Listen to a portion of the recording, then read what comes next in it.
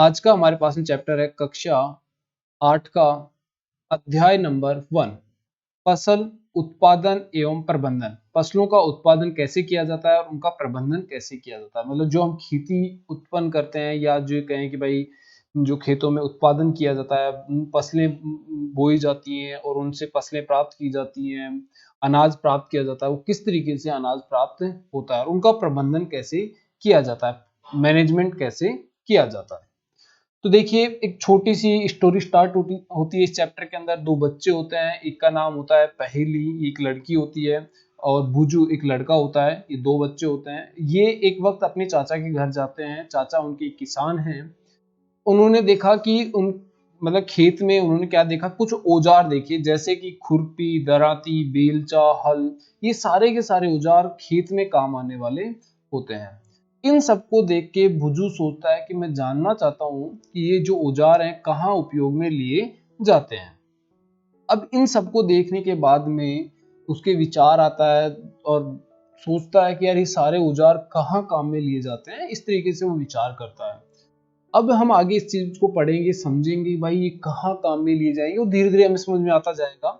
पर उससे पहले हम जान लेते हैं कि सजीवों को भोजन की आवश्यकता जैसे होती है। इसमें कहा कि सभी सजीवों को भोजन की आवश्यकता होती है, चाहे हम हो या पेड़ पौधे हों। जैसे इन्होंने बताया, पेड़ पौधे अपना भोजन स्वयं बनाते हैं। पेड़ पौधों को हम कोई खाना थोड़ी देने जाते हैं, वो तो अपना भोजन खुद बनाते हैं।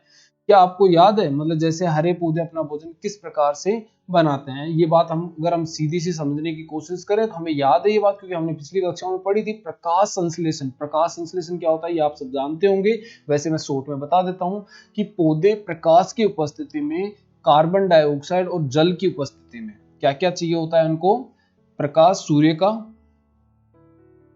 का प्रकाश, जल और कार्बन डाइऑक्साइड, जिसको हम CO2 के नाम से भी जानते हैं। ये तीनों चीजें जब पत्तियों तक पहुंचेंगी, और साथ में पर्णहरित, हरित लवण, ठीक है, ये पत्तियों के अंदर पाया जाता है। इस सब की वजह से क्या बनाते हैं? प्रकाश संश्लेषण एक क्रिया होती है। मतलब इन सब क्रिया को प्रकाश संश्लेषण बोला जाता है, या ये कहें पौधों के द्वारा भोजन बनाने की क्रिया को प्रकाश संश्लेषण बोला जाता है। तो प्रकाश संश्लेषण की क्रिया के द्वारा अपना भोजन स्वयं बनाते हैं। मनुष्य सहित अन्य जो भी जीव जंतु हैं वो इस काम के लिए खुद समर्थ नहीं है, वो असमर्थ है। वो अपना भोजन किससे प्राप्त करते हैं? पेड़ पौधों से या किसी दूसरे जीव से अपना भोजन प्राप्त करते हैं। तो जंतु अपना भोजन का, इनके पास कोई सोर्स नहीं होता है, खुद का कोई सोर्स नहीं होता है। जैसे पेड़ पौधों के पास होता है ना, ऐसा इनके पास में खुद का कोई सोर्स नहीं होता है। अब बात आती है कि जंतुओं के भोजन के जो स्रोत होते हैं वो क्या होते हैं, परंतु हम भोजन ग्रहण क्यों करते हैं? बात तो यहाँ पे ये भी आती है कि भाई हम भोजन क्यों ग्रहण करें। बात तो ये भी देखो, इन्होंने क्वेश्चन एक सही पुट किया है यहाँ पे। हम भोजन क्यों लें, भोजन करने की जरूरत क्यों है हमें? क्या आप जानते हैं कि सभी भोजन से प्राप्त ऊर्जा का उपयोग, मतलब जो भी सजीव हैं वो अपने जो उनको भोजन प्राप्त किया है उन्होंने, उससे जो प्राप्त उनको ऊर्जा हो रही है उसको अलग अलग कार्यों के लिए किया जाता है। मतलब वो अलग अलग कार्यों में इस ऊर्जा का यूज करते हैं। जैसे जैविक परिक्रम, जीवित रहने के लिए जो भी कार्यक्रम किए जाते हैं, क्रियाकलाप किए जाते हैं, सारे जैविक परिक्रम कहलाते हैं। जैसे कि क्या क्या होते हैं? पाचन है, श्वसन है, उत्सर्जन है। पाचन भोजन को पचाना, श्वसन सांस लेना छोड़ना, और उत्सर्जन जो भी हमने वेस्ट जो खाया है और उसका जो वेस्ट बना है, मतलब अपशिष्ट पदार्थ है, उनको सबको शरीर से बाहर निकालना। ठीक है, हम अपना भोजन पौधों अथवा जंतु दोनों से प्राप्त करते हैं। हम तो अपना भोजन कहाँ से प्राप्त करते हैं? जो मांसाहारी होते हैं वो जंतुओं से प्राप्त करते हैं, और जो शाकाहारी होते हैं वो अपना भोजन कहाँ से?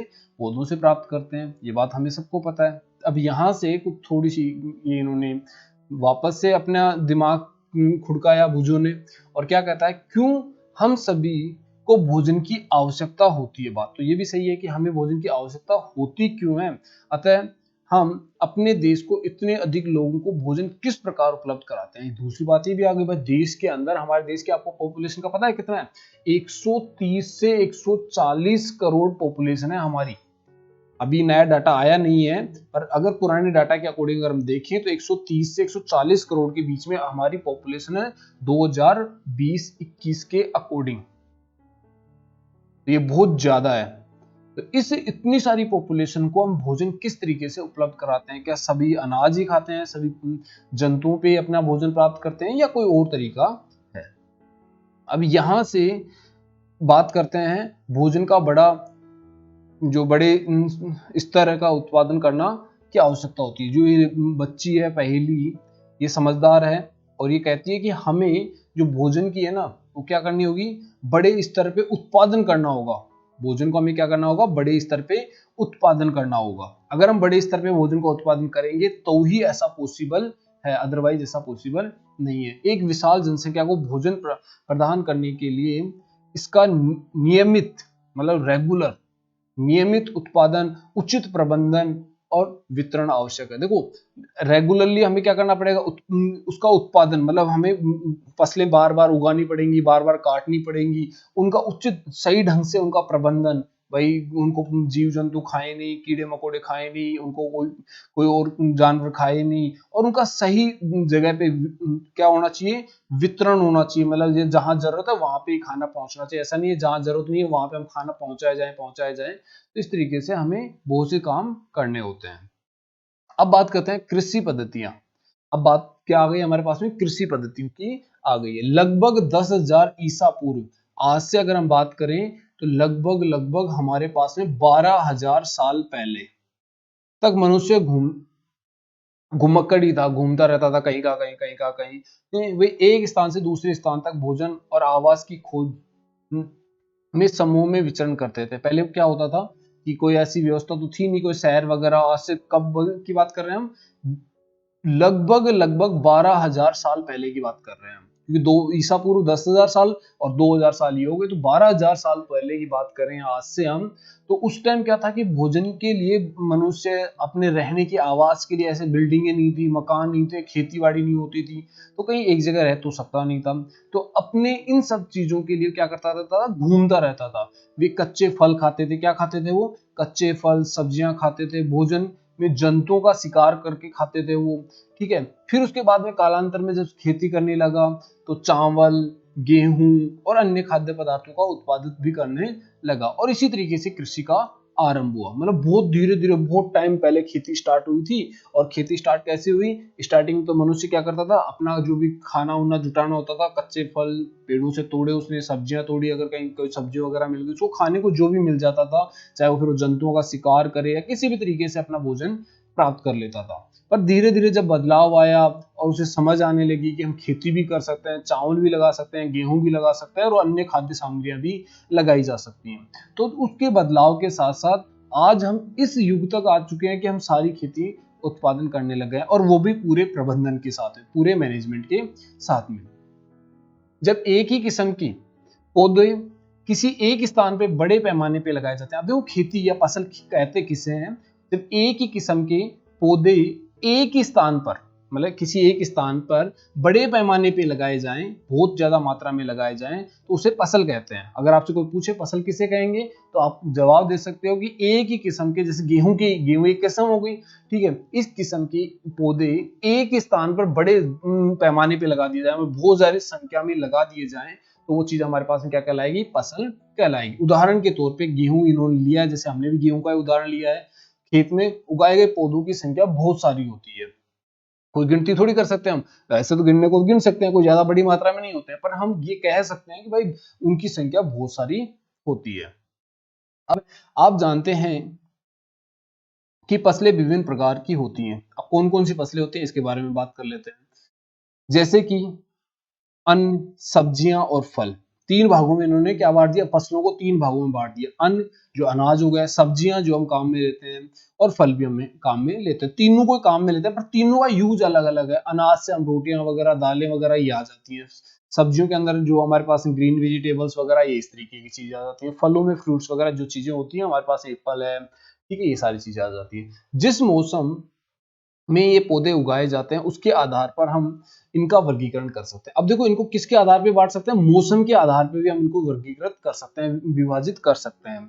तो वर्गीकृत करने का मतलब होता है कि जिस मौसम में जो फसल लगाई जा रही है वो हर बार उसी मौसम में फसलें लगाई जाएगी। अगर हम बात करें, भारत एक विशाल देश है, सिंपल से अगर बात करें भारत की, अगर हमारे देश की बात करें, इंडिया की, तो अगर यहाँ पे देखें देश हमारा काफी बड़ा है। इसमें तापमान, आर्द्रता और वर्षा, जलवायु परिस्थितियां अलग अलग रहती हैं, एक क्षेत्र से दूसरे क्षेत्र से भिन्न होती हैं। जैसे अगर सपोज करो ये इंडिया है, इस तरीके से अगर मैं इंडिया का वैसे ड्रॉ तो करना नहीं आता पर मैं हल्का सा ड्रॉ करके बताता हूँ आपको मैप, कि कुछ इस तरीके से हमारा इंडिया है, नीचे से कुछ ऐसे, फिर यहाँ पे ये ऐसे, पता नहीं और कैसे क्या है ये, और ये ऐसे कुछ करके हमारा इंडिया है, ठीक है, जो भी है इस तरीके से लगभग लगभग बना हो। अब यहाँ से यहाँ पे क्या होगी, ठंड होगी, ठीक है, यहाँ पे गर्मी होगी, यहाँ पे नॉर्मल मौसम होगा, सामान्य। तो ये जो मौसम है हमारे पास में हर जगह पे अलग अलग होता है, कहीं पे ज्यादा बारिश होती है, कहीं पे रेगिस्तान, जैसे ये रेगिस्तान वाला एरिया हो गया, ऐसे यहाँ पे ज्यादा बारिश वाला एरिया हो, वर्षा वाला एरिया हो गया, ठीक है। तो ये अलग अलग एरिया है इंडिया के अंदर ही, पूरे वर्ल्ड के अंदर तो हम बात कर ही नहीं रहे, हम सिर्फ इंडिया में बात कर रहे हैं। यहाँ पे भी हमारे पास में बहुत सारी विभिन्नताएं हैं, कहीं पे हमारी जमीन रेतीली है, कहीं पे चिकनी है, कहीं काली मिट्टी है, कहीं और कुछ है। तो इन्होंने क्या क्या कहा है, हमारे पास में कई चीजें बताई इन्होंने, कौन कौन सी बताई, बेसिकली कहा कि तापमान, कहीं पे ठंड है, कहीं पे गर्मी है, ठीक है, आर्द्रता, कहीं पे जैसे बारिश हो रही है तो वहां पे नमी रहेगी, जहां पे बारिश नहीं हो रही वहां पे सूखा पड़ेगा, या फिर वहां पे जो हवा होती है उसके अंदर गर्मी महसूस होगी, जहां पे कहीं पे बारिश हो रही होती है तो कहीं पे सूखा पड़ रहा होता है। जलवायु परिस्थितियां, मतलब अलग अलग जलवायु परिस्थितियां होती है हमारे पास में, एक स्थान से दूसरे स्थान पर भिन्न होती है। इन्हीं के आधार पर हमने क्या किया है, खेती को विभाजित किया है। बात करते हैं आगे इसके अंदर हम कि फसलें उगाई जाती हैं, मतलब अलग अलग परिस्थितियों में अलग अलग फसलें उगाई जाती है। इस विविधता के बावजूद मोटे तौर पर फसलों को दो भागों में विभाजित किया गया है। मतलब ये इतनी सारी विभिन्नताएं होने के बाद भी हमने क्या किया है, फसलों को दो भागों में बांटा है। कौन कौन से दो भागों में बांटा है, पहला है हमारे पास में खरीफ, दूसरा है रबी। आपसे पूछे कि भाई हमारे देश में खेती को कितने भागों में बांटा गया है, तो खरीफ और रबी में। वह फसलें जिन्हें वर्षा मतलब बारिश के टाइम में लगाया जाता है उन्हें खरीफ की फसल कहा जाता है। ये कब लगाई जाती है, जून से लेकर सितंबर तक लगाई जाती है, जून से लेकर सितंबर तक लगाई जाती है। इसका उदाहरण हम देख सकते हैं कि धान है, मक्का है, सोयाबीन है, मूंगफली है, कपास है, ये इसके सारे एग्जाम्पल हो गए, उदाहरण हो गए आपके पास में। आपसे पूछे खरीफ की फसल कब लगाई जाती है तो आप आंसर देंगे कि ये वर्षा जो ऋतु होती है, बारिश का मौसम होता है उसमें लगाई जाती है। और कब लगाई जाती है, जून से लेकर सितंबर तक लगाई जाती है। इसके उदाहरण धान, चावल को बोलते हैं, धान किसको बोलते हैं, चावल को बोलते हैं, चावल है, मक्का है, ठीक है, सोयाबीन है, मूंगफली है, कपास है, ये इसकी उदाहरण हो गए हमारे पास में। इसी तरीके से रबी की फसल ये कब लगाई जाती है हमारे पास में, शीत ऋतु में, जब बारिश गर्मी सर्दी का मौसम होता है तब लगाई जाती है। अक्टूबर से मार्च के बीच में लगाई जाती है, अक्टूबर में लगाई जाती है, मार्च में काट ली जाती है, ठीक है। इसी तरीके से अगर हम बात करें फसलें, ये फसलें हमारे पास में रबी की फसलें कहलाती है। इसके उदाहरण अगर बात करें, गेहूं आ गया हमारे पास में, चना आ गया, मटर आ गया, सरसों आ गया, अलसी आ गई, ठीक है, ये सारी की सारी एग्जाम्पल हमारे पास में रबी की फसल के हैं। इसी के अलावा अगर हम बात करें, कई स्थानों पर ऐसी फसलें भी लगाई जाती हैं जो कब लगाई जाती है, गर्मी में लगाई जाती है, और जिसमें बेसिकली कौन से एग्जाम्पल होते हैं हमारे पास में, कई स्थानों पर क्या लगाया जाता है हमारे पास में, दाल और सब्जियां। जैसे आप लोगों ने देखा होगा गर्मियों के टाइम में हमारे यहाँ पे सब्जियां आती हैं, टमाटर हो गए और कुछ ऐसे फल आते हैं जैसे तरबूज वगैरह, वाटरमेलन वगैरह जो होते हैं ना, ये खरबूजे वगैरह, इस तरीके की कुछ चीजें आती हैं जो गर्मियों के मौसम में आती हैं। तो गर्मियों की खेती हो गई हमारे पास में, पशुओं का चारा, ठीक है। इसी के आधार पे अगर हम इस चैप्टर में आगे बढ़े तो हमारे पास में चैप्टर में कुछ और भी चीजें हमें देखने को मिलेंगी। आधारित फसलें पद्धति, इस टॉपिक के बारे में हम यहां से हमारे पास में एक टॉपिक क्लियर होता है। इस टॉपिक के बारे में हम नेक्स्ट क्लास के अंदर बात करेंगे, जो हमारा नेक्स्ट वीडियो होगा। तो यहां तक का हमारे पास में टॉपिक क्लियर होता है। आई होप आप लोगों को ये चीज समझ में आई होगी अच्छे से। तो इसी तरीके के और वीडियो देखने के लिए, या क्लास 8 से रिलेटेड, 9 से रिलेटेड, 10 से रिलेटेड और वीडियो देखने के लिए हमारे चैनल पे आप बने रहें। धन्यवाद।